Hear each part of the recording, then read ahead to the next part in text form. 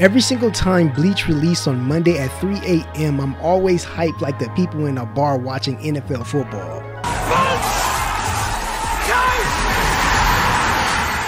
Bleach has been filling all my expectations, from graphics because it looks like a movie, shading and lighting because it looks so good, and the atmosphere because it seems like you can feel the moments. But if you haven't seen my last videos on Bleach first episode, I left the link in the description below. The first episode was exactly what I wanted to see from the beginning of the season. But without further ado, let's start Bleach episode 2, called Foundation Stones. The inception of this thrilling story starts off precisely where we left off in the last episode. The leader of this organization just declared war on the Soul Society, and now he's chastising the members because of their incompetence. But I want you to listen to these words the leader uttered to Ludus. This shows you how careless and ruthless he is as a leader. The Majesty told his wounded soldier, "If you aren't going to sit, I suppose you don't need your legs." Bro, that was crazy. But the camera cuts to Ichigo's friend sitting on the floor eating Panera bread, discussing if Ichigo survived the attack from Eber. Orihime looks at Ishida and tells him that the number one thing she likes about him is how Ichigo and Ishida became friends because previously they didn't see eye to eye to one another.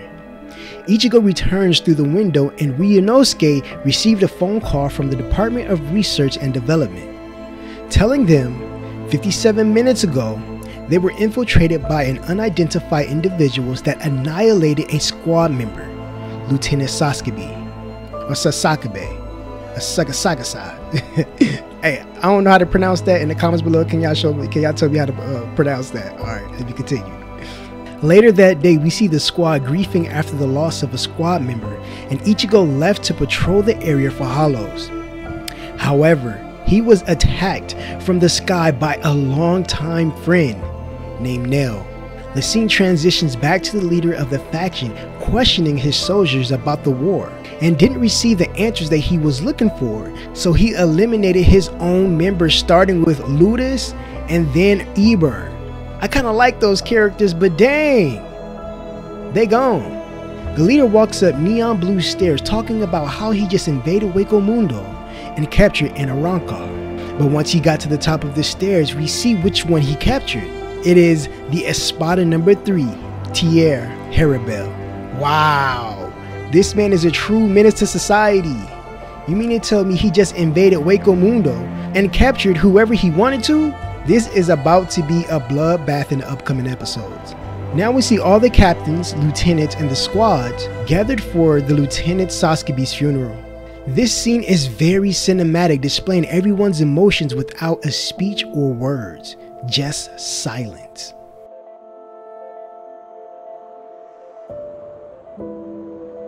The hollow that escaped Hueco Mundo tells Ichigo and friends that after number 1 and number 2 Espada had died, she became king of Hueco Mundo. And recently she was captured by the unidentified group. And oh my gosh, when they showed how the leader of the group approached this battle, it was insane. Just look at him. He's a powerful, preternatural, uncanny psycho. Hey, but I'm not gonna lie, he looks dope as heck. So when Ichigo decided to get to Hueco Mundo to save the Amunxroyal, Urahara shows up. This was impeccable timing and perfect moment. So everyone arrived in Hueco Mundo. So the first thing they see is the unidentified army's troops harvesting slaves to take to a man called Sternrider J. So I'm guessing that this is the name of the unidentified group called Sternriders, and everyone that possesses a letter in their name are captains. I like it. Next thing we see is slaves that have their back pressed against the wall, trembling in fear, frightened about the things that are about to transpire. Sternrider J gets up and lectures them about opportunity, then impales one of the slaves after another. And then another one. Another one.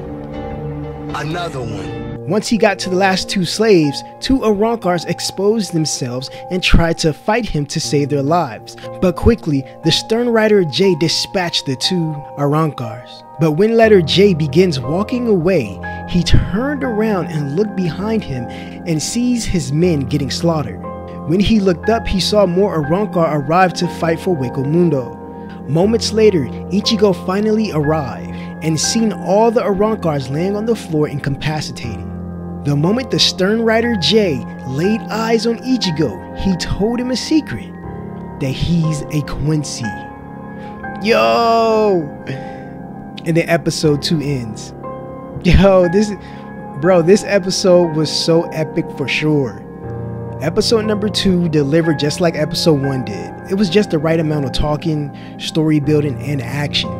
So if you enjoyed this video, like it and tell me what's your favorite part in the comments below.